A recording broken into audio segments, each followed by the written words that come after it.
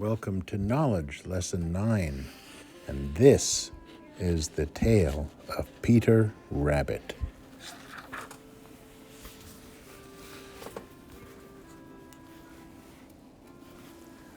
Once upon a time, there were 4 little rabbits, and their names were Flopsy, Mopsy, and Cottontail, and Peter. They lived with their mother in a sandbank underneath the root of a very big fir tree. "Now, my dears," said old Mrs. Rabbit one morning, "you may go into the fields or down the lane, but don't go in to Mr. McGregor's garden. Your father had an accident there, and he was put in a pie by Mrs. McGregor."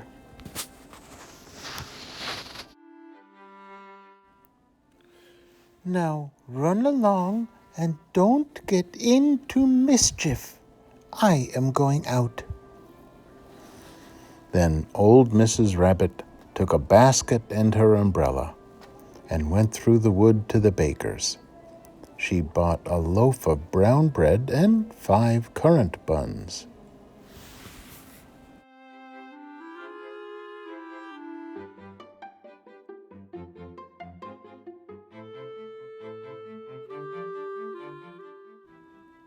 Now, Flopsy, Mopsy, and Cottontail, who were good little bunnies, went down the lane to gather blackberries.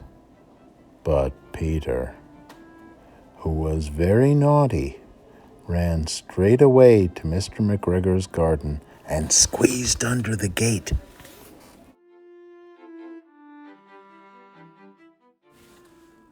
First, he ate some lettuces and some French beans.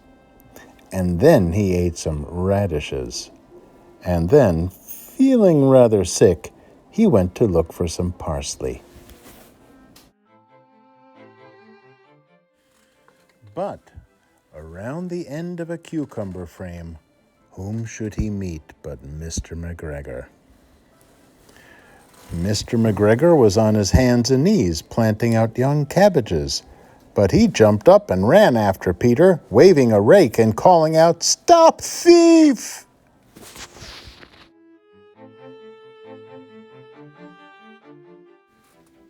Peter was most dreadfully frightened. He rushed all over the garden, for he had forgotten the way back to the gate. He lost one of his shoes among the cabbages, and the other shoe amongst the potatoes. After losing them, he ran on 4 legs and went faster, so that I think he might have got away altogether if he had not, unfortunately, run into a gooseberry net and got caught by the large buttons on his jacket. It was a blue jacket with brass buttons, quite new.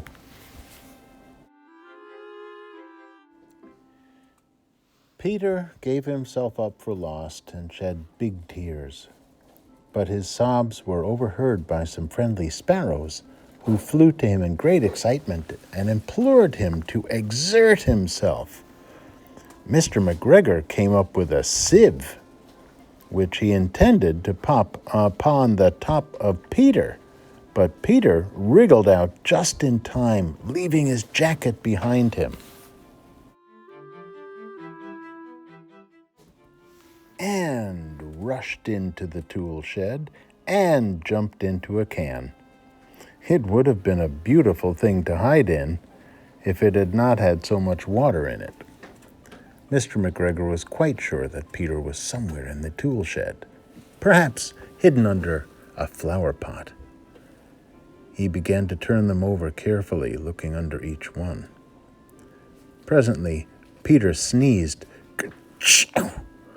Mr. McGregor was after him in no time.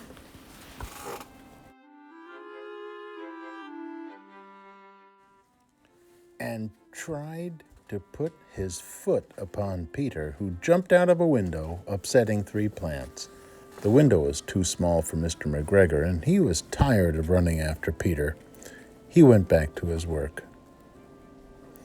Peter sat down to rest. He was out of breath and trembling with fright, and he had not the least idea which way to go. Also, he was very damp from sitting in that can. After a time, he began to wander about, going lippity-lippity, not very fast, and looking all around.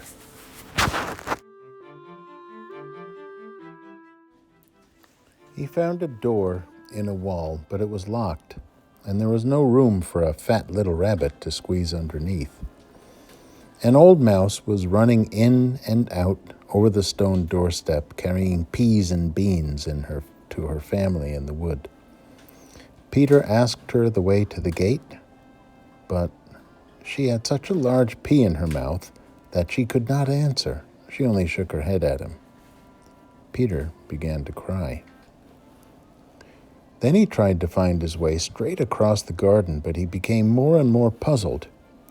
Presently he came to a pond where Mr. McGregor filled his watering cans. A white cat was staring at some goldfish. She sat very, very still, but now and then the tip of her tail twitched as if it were alive. Peter thought that it was best to go away without speaking to her. He had heard about cats from his cousin, little Benjamin Bunny.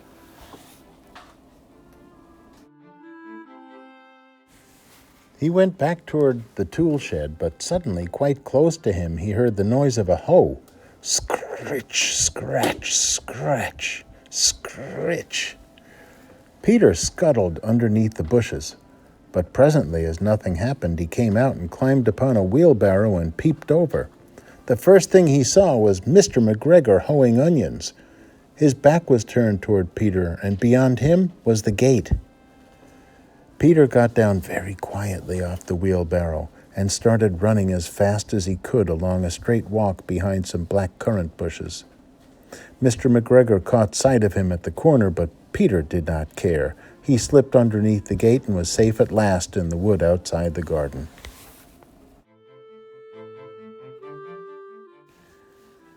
Mr. McGregor hung up the little jacket and the shoes for a scarecrow to frighten the blackbirds.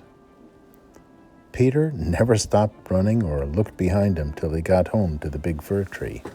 He was so tired that he flopped down upon the nice soft sand on the floor of the rabbit hole and shut his eyes. His mother was busy cooking. She wondered what he had done with his clothes. It was the second little jacket and pair of shoes that Peter had lost in a fortnight.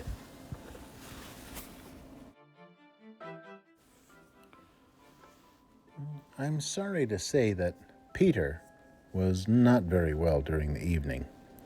His mother put him to bed and made some chamomile tea, and she gave a dose of it to Peter. 1 tablespoonful to be taken at bedtime. But Flopsy, Mopsy, and Cottontail had bread and milk and blackberries for supper.